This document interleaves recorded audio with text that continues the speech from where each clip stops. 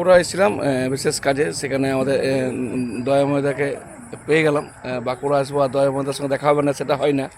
তো উনি নিজের কাজে ব্যস্ত ছিলেন, এখনও উনি কাজেই গেছিলেন।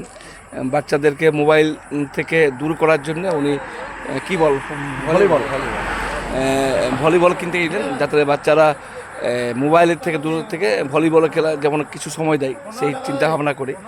তো এবারে বাঁকুড়া কাছাকাছি আমরা আছি, এক দোকান মোড়ে বসে আছি, সেখানে চা খেলাম, চা খাওয়ার পর বেরিয়ে যাব।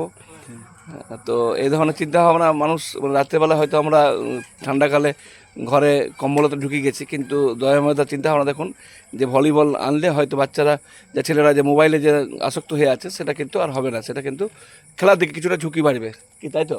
একদম। ওটা কোথায়, গ্রামে?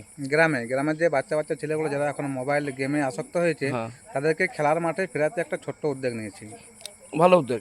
এখন মোটামুটি শীতকালে অনেক কিছু খেলতে পছন্দ করে। হুম হুম যারা আমাদের এই ভিডিও দেখবেন তাদের উদ্দেশ্যে বলবো, আপনারাও গ্রামে কেউ নিজের মাথা হয়ে দাঁড়িয়ে যান, একটা করে ভলিবল দিয়ে দেন। না খেলতে পারলেও হয়তো খেলবে, সেখানে অনেকটাই কিন্তু বাচ্চারা কিন্তু ইন্টারেস্ট পাবে এবং মোবাইল থেকে দূরে থাকবে। দেখুন একদম নেট, ফুটবল, ভলিবল, নেট সমেত একদম দেখছেন। এই ধরনের চিন্তা ভাবনা, বুঝতে পারছেন তো? এই ধরনের চিন্তা ভাবনা কিন্তু সবারই হওয়া দরকার। তো যাই হোক, ভালো থাকুন, সুস্থ থাকুন।